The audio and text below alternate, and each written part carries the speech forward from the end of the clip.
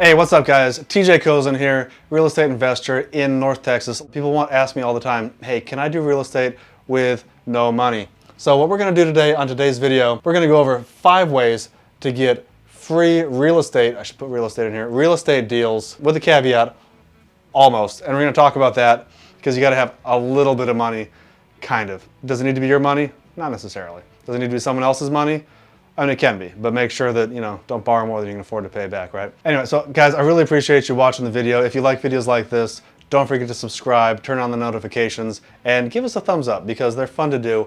I want everyone to be successful in their personal lives and in their real estate business space. That's why we're creating the page. I'm not getting paid to do it or anything like that. It's just a lot of fun to bring some knowledge, some awareness in the real estate space, in the business development space, and still have some fun while doing it. Let's get right to it then. 5 ways to get free real estate deals. This is an acquisition strategy, not a disposition or sales strategy. A lot of people love this strategy because it gets them where they can start wholesaling, maybe they can start flipping, maybe they can JV on the dispo side. We're only going to talk about acquisitions. A lot of people use these strategies though to start their wholesaling company, to get a jump start, to get going, and then to scale up and leverage from there. So let's assume that we're buying properties for a wholesale type value. If you guys want to see a video on how to wholesale, on the mechanics and structure of what wholesaling is, down there, we'll drop it down there. It's a fun little video. If you're not familiar with wholesaling, I definitely encourage you to check it out. If you are familiar with it or just want a refresher, go down there and take a look. But if you want some free acquisition strategies for deals, let's have some fun. Strategy number 1, referrals. This one doesn't probably take money, but it does take effort. You start talking to people. You'd be surprised how many people out there want to sell their house, or how many people out there in your circle that you already know maybe know someone who might want to sell their house. Talk to people. It's a fantastic way to get going in your business. Hey, I'm a real estate investor. I'm a little new. Maybe don't say that you're a little new. I don't know. It depends on your strategy. It depends on the relationships you have with a person. But we buy houses. I represent a lot of buyers in the area that can close on properties. I hear you have a distressed property, or I'm so sorry your aunt left your uncle. You thought I was going to say that the aunt died, right? That's what you were thinking, because man, Aunt Susie is a nice lady that just happened to not get along with Uncle Joe. So she left, she bounced. And now Uncle Joe has his house that he doesn't want to deal with.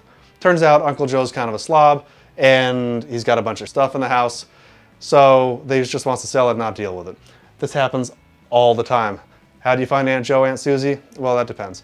We do a lot of Facebook, we do a lot of organic marketing, hold our networking events. Get out there, guys, get out there, network, and get in the referral business. One quick example, we have a flip going on right now. Bought it for $165 off a referral from a friend of mine who didn't want to deal with the seller, but he knew the seller. So I negotiated the deal personally, bought it for $165,000. My buddy put up the money, so the guy I got the lead from put up the acquisition money, 100%. I closed the deal, we bought the house, then we're doing the rehab out of pocket ourselves, but not necessarily. He would have been perfectly willing to put up the rehab money too. And then we're going to split the property on the back end once we sell it. Are we going to split the property profit 50-50? No, but that's because we'll talk about JVing deals like from a rehab standpoint later. But the numbers on this property, guys, fantastic. 160, maybe 165, $100,000 for the renovation, big reno, hoarder house actually, $7,000 cleanup on the hoarder, throwing out the stuff. And then ARV, after repaired value, $380,000 to $400,000. You guys can do the math, but that was a referral. That was a referral deal from a friend of mine. Great way to get deals. Strategy number 2, door knock. Great strategy. Your likelihood of success in the strategy is going to depend on what you're door knocking. Door knock the crappy houses. Door knock the pre-foreclosure houses. Maybe don't door knock the probate houses. That's probably not the best idea. Door knock the water shutoff houses. Door knock the fire houses. Find that guy. Find a guy that lost his house in a fire. Either door knock that house or find out where he's moving to and talk to him. But that's where almost comes in. If you're going to door knock, there's right ways to do it and there's wrong ways to do it. Let's talk a little bit about strategy.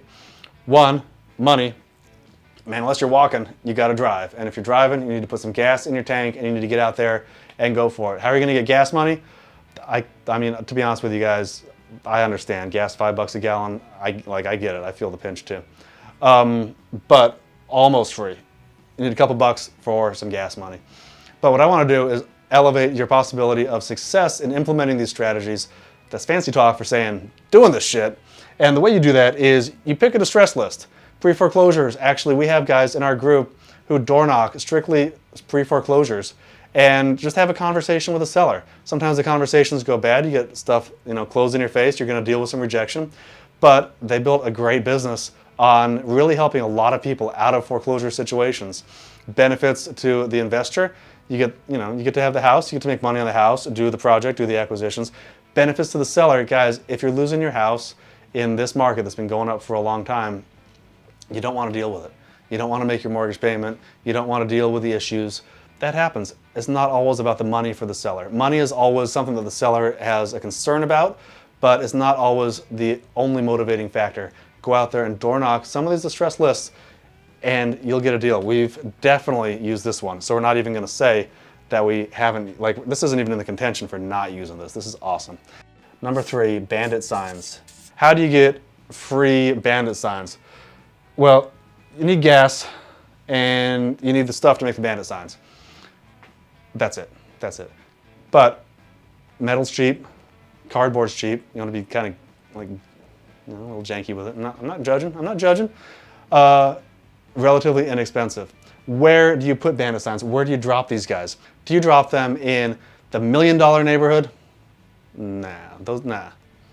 Where do these strategies work better? In this market, in a hot market where there are a lot of investors, there is a lot of competition for what's going on, Bandit Signs work better in more distressed areas and more kind of rural, maybe secondary markets, places where the Bandit Signs will stay out a little bit longer, where people don't take it, cross them out and vandalize them.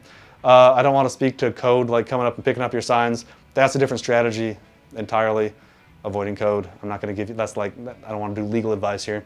But Bandit Signs can be a fantastic, low cost, almost free strategy for getting real estate deals. A lot of people use it. Fantastic strategy. We love it. So number 4, JV deals. What does JV stand for? Joint, hold on. No, you freaking, not you hippie guys out there in California. Actually, let's be honest, that's pretty mainstream now, right? Anyway, no, it stands for joint venture. So this is where you partner with someone and bring some value. Every real estate transaction needs one of 3 things: money, time, and experience. Because if you have experience, you know how to get a deal. If you have money and experience, you definitely know how to get a deal. If you have money, experience, and time, you're doing it yourself, so you don't need someone else. You don't need a JV. But if you have time, you're going to implement one of these strategies to find a deal. If you don't have a deal, but want to bring value, it doesn't need to be your experience. It doesn't need to be bringing value of a specific deal. Maybe you have a buyer. Maybe you know someone who wants to buy a property that's distressed. And so you get out there, you hustle, you look for referrals on this side. Maybe you call up these Bandit Signs, you call up these other Bandit Signs and say, hey, you're a wholesaler, put me on your buyer's list. I have a buyer for properties that are in your buying criteria, in your selling criteria. Let me know. And then you insert yourself as a JV partner with the end buyer. Maybe you partner up on a flip, or maybe you collect an assignment or a wholesale fee to the end buyer, and you bring value in that way and JV on the backside. Ethical ways to do this and unethical ways to do this, by the way. Probably do an entire separate video on that, because there's a lot of folks in the marketplace, in real estate, that in my opinion do it unethically. We'll talk about that later. The ethical way to do it, disclose and be honest. Just be honest in your business. It's not that hard. Now I promised you 5. We've only got 4. Let's do number 5. Driving for dollars. D4D. What we're doing with this strategy is we're driving neighborhoods where there might be deals. You're driving around, you see a crappy house. Cheapest way to do it, you're driving around anyway. You're going to work, you're going to the parties, you're going to hang out, you're going to, well, actually you're doing this for free, so maybe you're not doing any of that stuff. Whatever it is, easiest way, snap a picture of the house, write down an address in a notepad, and then give them a call. Can you look it up for free online, their information? Probably. You might have to pay a little bit of money for skip tracing. Skip tracing is where we identify the property owners, give them a call like, hey, I saw this property, has some issues. Have you ever thought about, I'm a local guy, real estate investor, mom and pop thing, you want to be really personable. Have you ever thought about selling it? Oh, absolutely. As a matter of fact, yeah. And this one specifically is niche-y. It's niche-y. So a lot of these lists where people are cold calling a lot of different deals, a lot of different houses, low barrier to entry, high volume. Nothing wrong with that necessarily in your business. We do cold calling in our company as well. But Driving for dollars. They might not be on a list. They might not be on a distressed list. They might not be on an absentee landlord list or a burn list or a water cutoff list or any of these lists that other people are cold calling. You might get the guy that wants to sell the house. Now, you got to do some volume. You got to do a couple. You got to foster that relationship and build that relationship with a seller. But we have closed a ton of deals by driving for dollars. Which brings me to the other part. Let's get my favorite one. What we love doing in our company and what we don't like doing in our company for different reasons. So I already disclosed we drive for dollars in the company. So we do that in our company and we get deals from it and we make a lot of money doing it. I mentioned that other deal where we're doing the $100,000 renovation property. We definitely do referral deals, don't we? We love referral deals in the company. And if you guys treat yourself like a business with your post, with your personality, with your discussion with people, you'll start getting referral deals. I don't want to say I promise, because next thing you're going to know, you're going to come back and say, but come on, guys. Yeah, it's not that hard. Door knockers, JV deals. So JV deals and referrals, there's a distinction. We have sold other people's wholesale deals. They couldn't move them. They're like, dude, I got this deal. I know I can get money on it, but I don't have a buyer. Maybe we don't want to buy it. Maybe we don't feel like buying it. Maybe we'll help them dispo the deal on the back end. We've also used other people to sell our wholesale deals when we didn't have a buyer, and then we'll JV with them, sell it to them, they sell it to their end buyer. Disclosures and honesty are key in this, but we love this in our business. Absolutely love it. Door knocking. We totally do door knocking in the business. Again, there's ways to do it right, there's ways to do it wrong. It's a great acquisition strategy, a great rapport building strategy, a great reputation building strategy to a certain extent in the community. So what do? We do referrals, door knocking, JV deals, and driving for dollars in our company. Still, been in real estate since 2006. Had some ups and downs, it's been a fun ride. But we still do all these different things. We do it at scale, and we definitely don't do it for free. We don't do that part too much.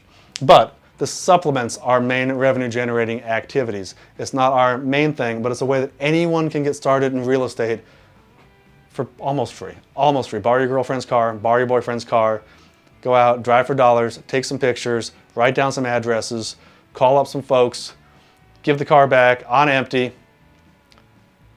No, I don't know. Good luck with that. Why do we not do bandit signs? To be honest, I actually just don't like it.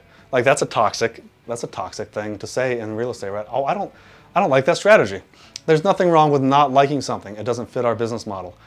Why don't I like it? Well, I did mention code.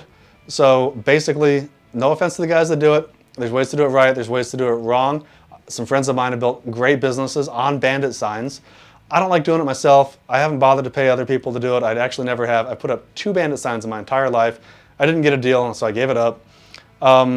It's kind of littering as a business model. Like, let's be honest, you're putting signs out different places and someone's gonna pick them up and throw them out. That's gonna be code, it's gonna be the grass cutter guy, it's gonna be something. It's kind of littering as a business model.